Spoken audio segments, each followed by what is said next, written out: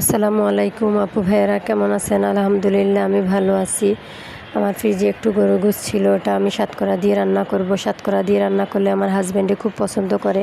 আমি একটু আলু ভর্তাও বানাবো। পেঁয়াজ কেটে নিয়েছি, শুকনা মরিচও ভেজে নিয়েছি, আলুটাও আগে থেকে সিদ্ধ করে নিয়েছি। আলু ভর্তাটা আমি বানাই না, আমার হাজব্যান্ডে বানায়, কারণ আমি আলু ভর্তা বানাইলে আমার হাতে জ্বলে, ও বানায়। ও মরিচটা খুব ভালোভাবে মাখায়, পেঁয়াজটাও খুব ভালোভাবে মাখায়। পেঁয়াজ দিয়ে সরষের তেল দিয়ে মাখানোর পরেও আমার জন্য একটু রেখে দিয়েছে, কারণ ওটা আমি খেতে পছন্দ করি। এই জন্যে আলু ভর্তাটা আমাদের মোটামুটি মাখানো শেষ হয়ে যাচ্ছে। ও আমাদের আলু ভর্তাটা বানানো শেষ হইলে আমরা ভাত খাওয়া শুরু করে দেব। ওরে ভাত দিয়ে দিচ্ছি, ও ভাত খাচ্ছে, আমিও খাওয়া শুরু করে দিয়েছি। ওর আলু ভর্তা দিয়ে ভাত খাওয়া শেষ। এখন একটু গরু গোশত দিব। ও বেশি গরু গোশত খায় না, কম খায়, এই জন্যে কম দিছি। আপু ভাইয়ারা কষ্ট করে আমার ভিডিওটা একটু দেখবেন, একটু লাইক করে দিবেন, একটু সাবস্ক্রাইব করে দিবেন। আপু ভাইয়ারা একটু হেল্প করবেন। আপনারা ছাড়া কে করবে বলেন? আমার ভিডিওটা একটু কষ্ট করে দেখবেন, আপনারা তো দেখেনও না।